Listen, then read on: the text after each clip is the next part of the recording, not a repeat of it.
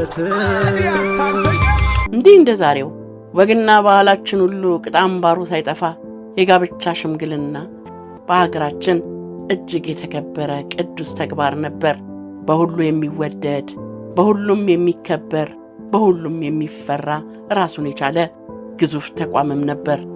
ያኔ በደጉ ዘመን ሽምግልና መንገድ የሚለቀቅለት ከተቀመጥክበት ተነስተ ለጥ ብለ እጅ የምትነሳው ታላቅ ተግባር ነበር። እናት አለምስ እንግዲህ በርቃቷችን የተራየ ሞቅ አድርጉት ዝምታው ምንድነው? አባቶቻችን ቤተሰብን ሲመሰርቱ ሀገርን እየመሰረቱ እንደሆነ ስለሚያውቁ ለሽምግልናውም ሆነ ለሽማግሌ መረጣው ከፍተኛ ዋጋ ይሰጣሉ። ለሽምግልና ብቁ ሆነው የሚመረጡት በእድሜም በህይወት ልምድም ጠና ያሉ ሰዎች ናቸው። በአካባቢው ባስተዋይነታቸውና በቅንነታቸው የሚታወቁና የሚከበሩ ሰዎች ነበሩ። ፈሪሃ እግዚአብሔር ያላቸው፣ የማህበረሰቡን እሴት ባህልና ወግ ጠንቅቀው የሚያውቁ፣ ተናግሮ የማሳመን ችሎታና ብልሃት ያላቸው፣ ልጁን ያሳደጉት የሰፈር ሰዎች፣ ጎረቤት፣ ዘመድ፣ የንስሐ አባት ቀልቀል ብለው ነበር ልጃችሁን ለልጃችን ብለው ሽምግልና የሚሄዱት። ወልዶ አሳድጎ አስተምሮ ካስመረቁ በኋላ ወልዱ ማለዱ ማለት ነው። ድሮ ሽምግልና በባል ዘመዶች የሚሰጥ እውነተኛ ምስክርነት ነበር። አባቶች ትዳር ጠያቂውን ልጅ ከልጅነቱ ጀምሮ እናውቀዋለን፣ አሳድገነዋል፣ ትዳሩን ለመምራት የሚያስችል የኢኮኖሚ አቅምም ሆነ የስነ ልቦና ዝግጅት አለው በማለት ስለ አስተዳደጉና ማንነቱ በኃላፊነት የሚመሰክሩበት ታላቅ ሥርዓት ነበር። ሽምግልና ሌላ ሰው የደከመበትን ሐቅ ወይም ልጅን ባደራ ተቀብሎ ለሌላ ሰው የመስጠት የውክልና ሂደት ነው። ሽምግልና እውነት ነው እና ቀናጃቸው አካላና በደራደን ወራዳይ ደሞ በድሮ ሽምግልና የጮኛ ቤተሰብና ቤት ከፍተኛ ክብር ይሰጠው ነበር። ሽማግሌዎችና አጃቢዎቻቸው ወደ ቤት ሲገቡ ቁጭ በሉ ሳይባሉ አይቀመጡም። መንሾካሾክ፣ መቀለድ ወይም ከስርዓት ውጭ የሆኑ ድርጊቶችን መፈጸም ፈጽሞ አይታሰብም ነበር።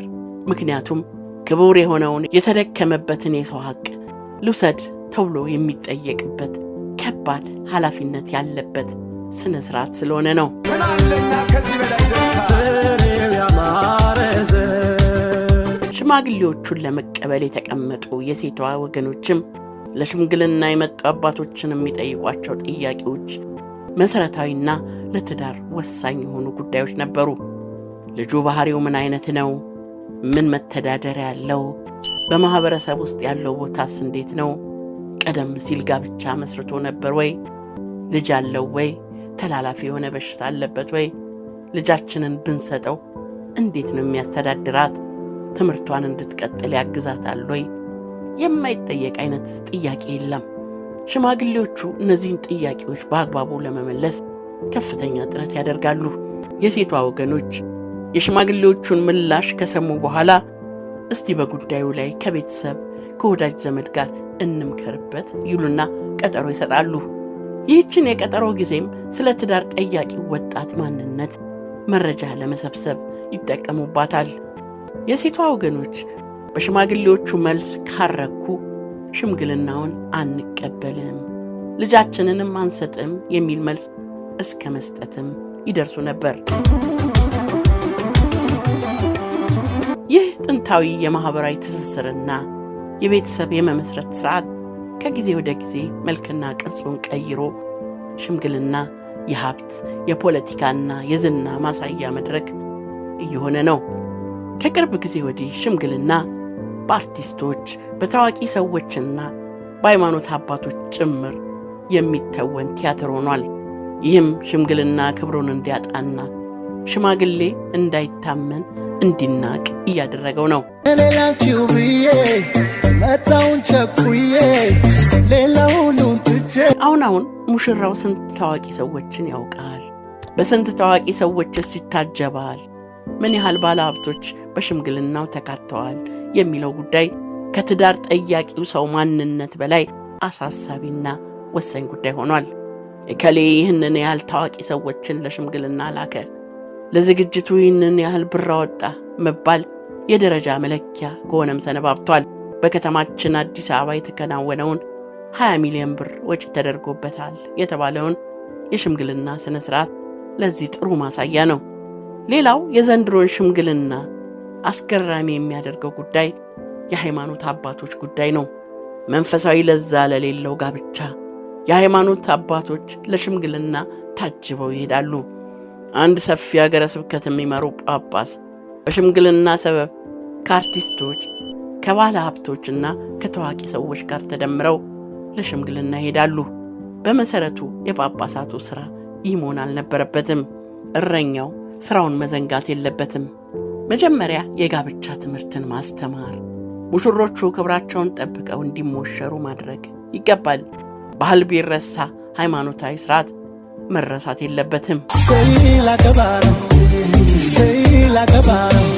በዘመኑ የሽምግልና ሥርዓት ሽማግሌዎቹ መልሱን ቀድመው የሚያውቁትን ጥያቄ በሽምግልና ስም ለሴቷ ወገኖች ያቀርባሉ። የሴቷ ወገኖች ሽምግልናውን ተቀብለው መልሳቸውን ወዲያውኑ መስጠትም ይኖርባቸዋል። እንደ ቀድሞ ሽምግልና ፈቃዳቸውን ሊነፍጉ ቀርቶ ሊያዘገዩ እንኳን አይችሉም። ጊዜ የለንም፣ ጥያቄውም መልሱም በአንድ ቀን ማለቅ አለበት ይባላል። ሰው የሕይወቱን አብዛኛውን ጊዜ የሚያሳልፍበትን ልጅ ወልዶ ትውልድ የሚተካበትን ታላቅ ተቋም ለመመስረት ጊዜ ማጣት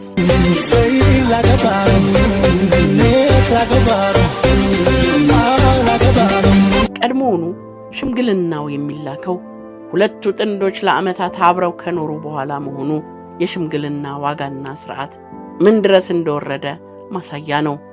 አብሮ እየተኖረ ጋብቻ መጠየቅ ምን አይነት ቀልድ ይሆን?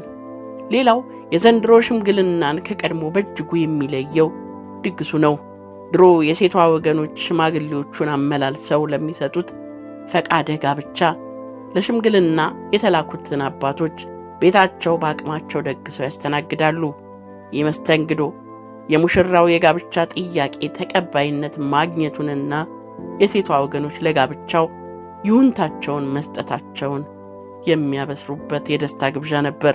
እኛም ወደናል ብለን ያብስራ ጋብቻችሁ ይሁን ያብራቤ ሳራ። ዛሬስ ሽምግልና ሚሊዮን ብሮች የሚፈሱበት፣ በውድ መኪኖች በውድ አበቦች የሚታጀብበት፣ ድግሱ የሚያፎካክርበት ጊዜ ላይ ደርሷል። ይህ ሁኔታ ጉዳዩን እንደ ማህበረሰብ ቆም ብለን መመልከት እንዳለብን የሚያስገነዝበን ነው። አንድም ጋብቻ አዲስ ቤተሰብ መመስረቻ ተቋም እንደመሆኑ መጠን አዲሱን ቤተሰብ በጤናማ የገንዘብ አያያዝና በፍቅር ልንገነባው ይገባል። እንደ ማህበረሰብም ጋብቻ የተባለውን ትልቅ ተቋም ልንንከባከበውና በጥሩ መሰረት ላይ ልናቆመው ይገባል። ከዚህ በዘለለም ኢትዮጵያዊ ባህልና እሴታችንን ማክበርና መጠበቅም ይኖርብናል።